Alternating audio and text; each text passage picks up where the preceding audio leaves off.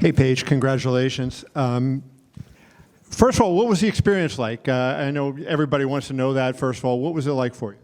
Honestly, it was incredible. I was kind of hoping to slap second because I think if you noticed in it, once I got hit, I really was like, oh, I am good at this. I can do this. It got me juiced up. It got me excited. I wasn't nervous about slapping somebody at all just because coming from the MMA world, boxing and bare knuckle boxing, I knew I could throw a strike, but it was just taking a slap and standing there and eating it that I was a little nervous about. And obviously, I did very well. You know, I thought when you walked out, I thought of your fight against Rose Namajunas and all the punishment you took in that fight, and I knew you wouldn't quit. But the thing I wondered about, this girl fought Sheena, who I think was, cutting from 175 or something, and they fought at a bigger weight. Were you at all concerned going into the fight of the size difference between you? She looked very big relative to you. Yeah, absolutely. I knew that I wasn't cutting weight for this. I walked in underweight. I really believe, and I will continue to fight at 135 for power slap. I do not think cutting weight for this is a good idea at all. I knew she would have size on me, especially she competed at 155, but it wasn't the size that concerned me. It was looking at her resume. I know that she's been actually training for, power slap or slap boxing for a very long time. So I knew that her technique would be correct, it would be accurate, and she would not foul me.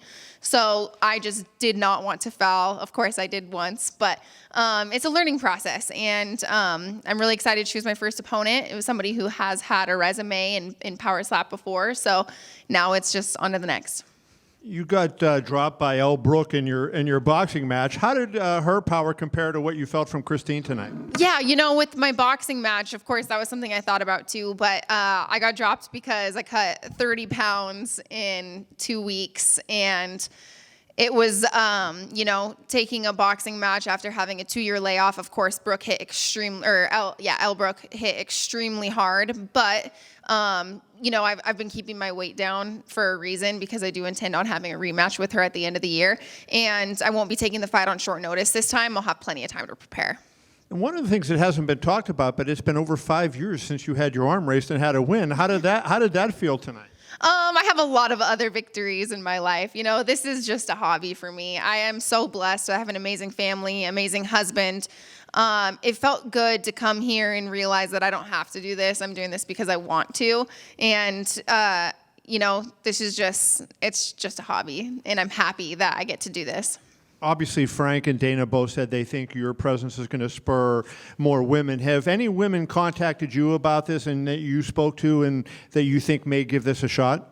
No women have contacted me with interest in power slap yet. They all think I'm absolutely insane for doing this. Maybe after they saw the way I competed, seeing somebody who was at the highest level in MMA be able to compete very well into this sport, maybe that will entice them to come over as well. Thanks. Paige, over here.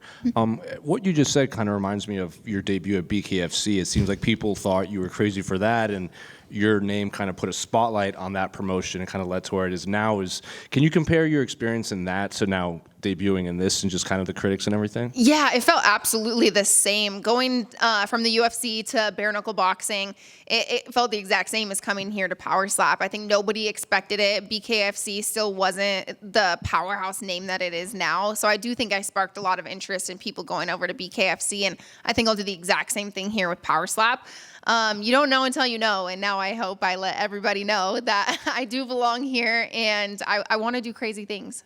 In terms of, you said you didn't think cutting weight for this was the smart. Was that just the dehydration in the brain and everything? Is that what you? Yeah, absolutely. I do not think that you should cut weight for this. The dehydration of the brain. I mean, I truly believe. I just had a controversial draw in boxing, and I cut a very, very large amount of weight in a short period of time, just because I took the fight on relatively short notice, and it does affect your brain. And taking slaps and just eating them right there, you want to have your brain as hydrated as possible.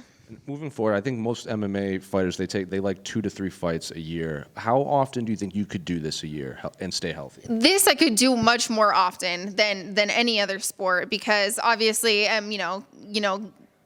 thank the Lord I didn't get hurt. I obviously have some, little bit of bruising from getting slapped to heal, but not having to cut weight takes a huge element out of that. I think it's hard for our bodies truly to bounce back from cutting weight more so than coming back from a fight. Paige, just back here. Congrats on the win. Thank you. I'm just curious, you mentioned the flinching foul and stuff, and obviously the natural instinct when someone's going to hit you is to flinch or move your head away. That's what you get trained to do in MMA and stuff. So how hard is it to kind of separate your conscious mind when you're in that match? Yeah, at the end of it, obviously I got the flinching foul and I didn't feel my body do it at all. So I do think that it was just like a reaction, a natural reaction coming from my MMA career. I was so torn between, I had some controversial guidance coming into it, whether you should have your eyes closed before you take the slap so you don't flinch, or you should keep your eyes open so your body can prepare to take the impact. So it's just going to be playing with and learning what works well for my body. And yeah, it was my first time. So of course, I'm really happy that I only got the foul one time. Yeah, and you were obviously super hyped in the post-fight interview or post-match interview. Do you feel like you're built for this? Like, do you want to be a champion? What are the goals and ambitions here? Yeah, I told everybody, and everybody should know that I am tough as hell. I have gone from the UFC to bare knuckle boxing to power slap. I've done pro wrestling. I just want to compete, and I had an absolutely incredible time doing this. I think that they're going to want me back, absolutely. So I do see a future here. I just want to compete, and I want to live my life and have fun and show off how tough I am. Are you trying to slap Dillon Danis? That was a really good question. You know what? He's got a fight offer on the table that he can have any day of the week, and we'll pay his fight purse, but I don't think he's going to take it.